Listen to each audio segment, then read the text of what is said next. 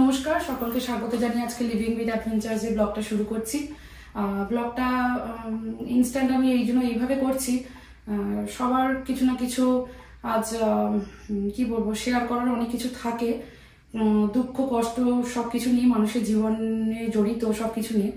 কিন্তু কি যে বলবো না, কোথা থেকে শুরু করবো আমি জানি না। মনে হলো কিছু কথা বলি আজকের আমার চ্যানেলে। যেই লাস্ট ব্লগটা আমি দিয়েছিলাম সেটা অ্যাকচুয়ালি আমরা ফিল করেছিলাম যখন বাজার করতে গিয়েছিলাম পাটেল ব্রাদার্সে। আমরা ফিল করেছিলাম এরকম কন্টিনিউয়াসলি এত পুলিশের গাড়ি, ভয় পেয়ে যায়, প্রচুর ভয় পায়। বাচ্চারা তো ভয় পায়। হঠাৎ করে আপনি একটা বাজারে যাচ্ছেন, আনন্দ করতে যাচ্ছেন, দুটো জিনিস খাবার দাবারের জিনিস নিলেন, বাড়ি ফিরছেন, দুম করে যদি দেখেন দুম করে এত হঠাৎ করে এত পুলিশের গাড়ি যাতায়াত করছে, যে কোনো মানুষ ভয় পেয়ে যাবে। এ তো সামান্য পুলিশের গাড়ির আওয়াজ শুনে ভয় পেয়ে যাচ্ছি। সত্যি তো, আজকে দেশে যেখানে বিমান দুর্ঘটনা ঘটলো, আমরা জানি না গায়ে কাঁটা দিচ্ছে, তারা ওই মুহূর্তটা দেখছে যে মৃত্যুটা সামনে। আমি বিশ্বাস করুন, আমি যখন লাস্ট ব্লগটা দিই তার কিছুক্ষণ আগেই অ্যাকচুয়ালি ঘটনাটা ঘটে, কিন্তু আমি কিন্তু জানতাম না। আমার অ্যাকচুয়ালি ভিডিওটা তৈরি করে এডিট করে স্কেডিউল করা ছিল। আমি সবসময় ইন্ডিয়ার টাইমে 6টার সময় দিই সন্ধ্যেবেলা, আর আমেরিকার টাইমে 8:30 সকালবেলা। আমার ওটা স্কেডিউল করা ছিল, কিন্তু আমি কখনো ভাবতে পারিনি সেইটাই স্বাভাবিক কোনো না কোনোভাবে কথাগুলো একসাথে ম্যাচ করে যাবে, যেটা আমাদের এই ঘটনাটা ঘটলো দেশে। আমি ওই ব্লগের মধ্যে এটাই আমি বলেছিলাম যে মানুষের কোনো জীবনের কি দাম বলুন তো। আমরা বেরোচ্ছি, আনন্দ করছি, দুর্ঘটনার জীবনে সত্যি কোনো শেষ নেই। আর সত্যি বিপদ কখনো বলে কয়ে আসে না। কিছু কিছু ভিডিও ক্লিপস দেখছি, রিলস দেখছি, লাইভ ভিডিও দেখেছি যে আনন্দ করছে।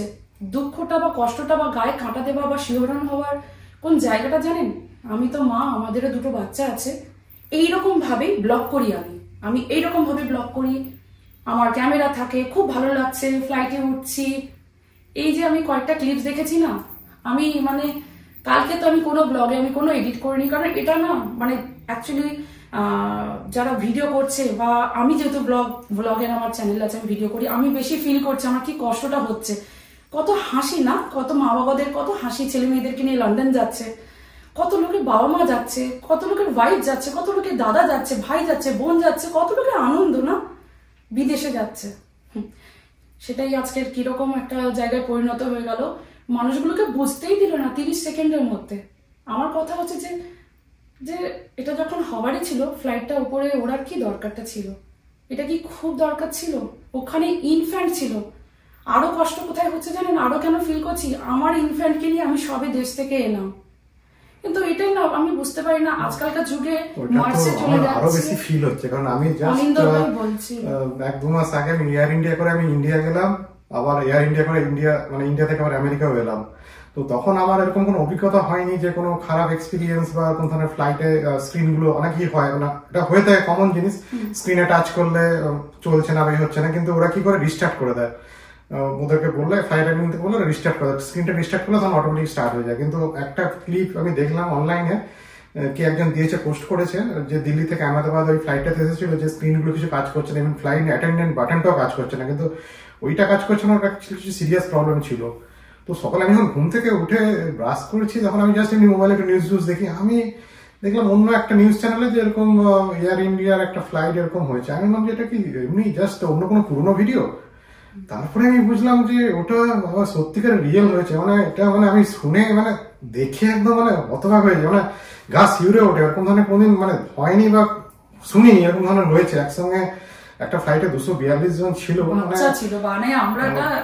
আর সেই দিনই ও ভিডিওটা পোস্ট করেছে। কি একটা অস্বাভাবিক ঘটনার মতো হয়ে গেল, যে সাবধান, বিপদ কোনদিন বলে কয়ে আসে না। আর ওই দিনই 1-2 ঘন্টা আগে ওই অ্যাক্সিডেন্টটা হলো। ওটা টোটালি আনএক্সপেক্টেড। আমি ওটা বুঝতে পারিনি যে ওই দিনই হবে বা ওই দিনই ও ভিডিও ব্লগটা পোস্ট করবে। তো যারা হয়তো পরে দেখেছে, তো ওটা হয়তো রিলেট করতে পারছেন কি পারেননি ওটা জানি না, কিন্তু ও আগের দিন কি হচ্ছে, রাত্রিবেলা ব্লগটা শিডিউল করে দিয়েছে পরের দিনের জন্য, ইন্ডিয়া টাইমে 6টা না 6:30 সন্ধ্যাবেলা। আর অ্যাক্সিডেন্টটা হয় 1:40 আই থিঙ্ক 1:39 PM ওই দিন, সেম দিন বিকালবেলা ইন্ডিয়ার টাইমে।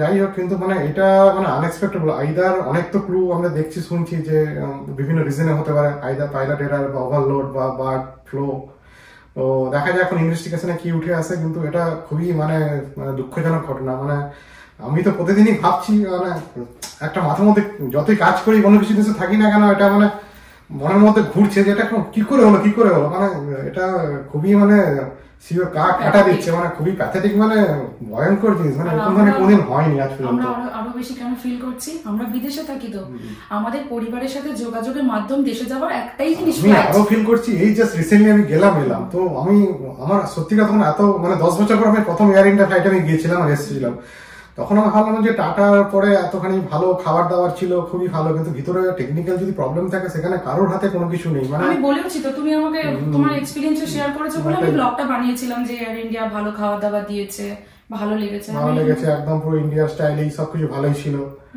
কিন্তু এই দুর্ঘটনা মানে সত্যি মানে আমরা মানে খুবই শোকাহত, মানে মর্মাহত। মানে আমরা যদি ওটাকে অ্যাভয়েড করতে চাই যে ফ্লাইটে আর যাবো না, আমাদের কিন্তু কোনো যোগাযোগের মাধ্যমে নেই দেশে যাওয়া। ফ্লাইট ওই আটলান্টিক প্যাসিফিকের উপর দিয়ে 10 ঘন্টা তো মিনিমাম, রাইট?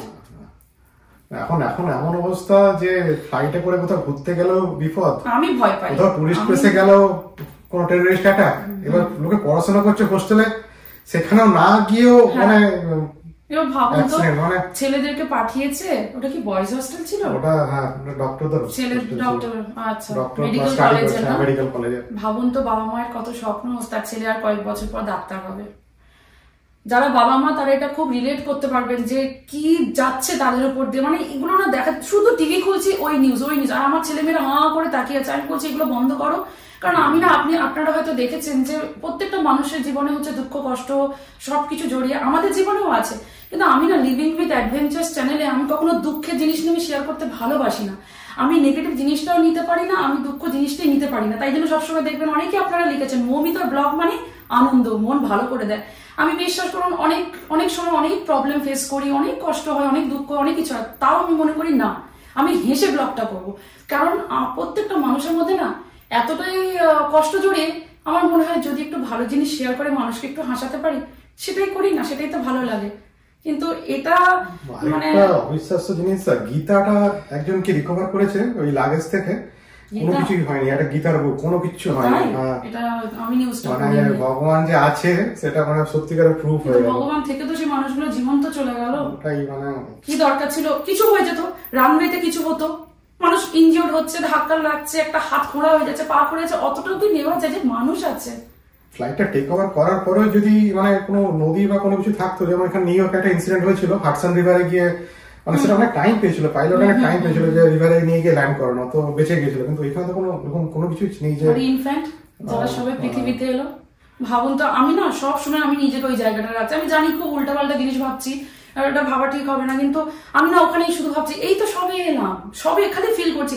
ইভেন আমি এখনো বলছি অনিন্দ ঠিক থাকে, একটু যদি ফ্লাইট কাঁপে না আমি প্রচুর ভয় পাই। আমি কতবার এরকম হয়েছে যে বজরংওয়ালি, আমি যত ঠাকুরের নাম শুধু ডাকতে থাকি, হয়তো কিছু হয় না, কিন্তু ওখানে তো হলেও কিছু করার নেই।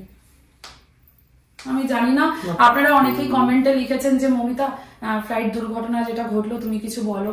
আমার মনে হলো যে কিছু বলি, আর সবাইকে একটাই বার্তা দিতে চাই, সবাই সাবধানে থাকবেন। সাবধানে তো কোনো মান নেই, জানি কিছু জিনিস আমাদের হাতের বাইরে, সেগুলো আমরা কিছু চেয়েও করতে পারবো না, সবই ভগবানের উপর। কিন্তু আমরা অ্যাটলিস্ট যতটুকু আমরা রাস্তাঘাটে যাচ্ছি, যেরকম ভাবে থাকি, একটু সাবধানের মান নিয়ে চললে আমরাও ভালো থাকবো, অপরকেও ভালো রাখতে পারবো। সেটাই আমি লিভিং উইথ অ্যাডভেঞ্চার চ্যানেলের তরফ থেকে বলবো। আর তুমি যদি কিছু বলো। সত্যি মানে এটা খুবই মানে দুঃখজনক, প্লাস মানে ভয়, এত জিনিসটা মানে কোনোদিন আমি কি বলবো বুঝতে পারছি না, মানে এরকম কোনোদিন হয়নি তো, মানে বলার কিছু নেই, মানে দেখলে মনের মতো শুধু ঘুরতেই আছে যে এটা কি করে হলো। রিয়েল ফুটেজ গুলো দেখছি নাকি শুধু টাকা করছে, ফ্যামিলি হারিয়েছে, মানে খুবই মানে যাদের গেছে তাদের গেছে পুরো। সবাই সাবধানে থাকবেন, ভালো থাকবেন, সাবধানে মার নেই, যতক্ষণ নিজে থেকে সম্ভব রক্ষা করে নিজেকে চলা, অ্যাভয়েড করা কোনো কিছু জিনিস, ওটাই ভালোভাবে সবাই থাকবেন, এটাই আমাদের কামনা from living with adventure channel থেকে। সবাই ভালো থাকবেন। আর আজকে আমরা একটু বেরোবো, কিন্তু বেরোনোর আগে ভাবলাম এই কিছু জিনিস আপনাদের সাথে শেয়ার করি, আমাদের ফিলিংসটাও বলি। আমি সবসময় বলি না, কিন্তু আজকের এই ছোট ব্লগটা করলাম। নিজেদের খেয়াল নেবেন, আপনারা ভালো লাগলে, ভালো থাকলে সবার ভালো লাগবে, একে অপরকে ভালো রাখলে আমাদেরও ভালো লাগবে। সবাই ভালো থাকবেন, নিজেদের খেয়াল নেবেন, আর বড়রা প্রণাম নেবেন, ছোটদের জন্য রইল ভালোবাসা। নমস্কার। নমস্কার।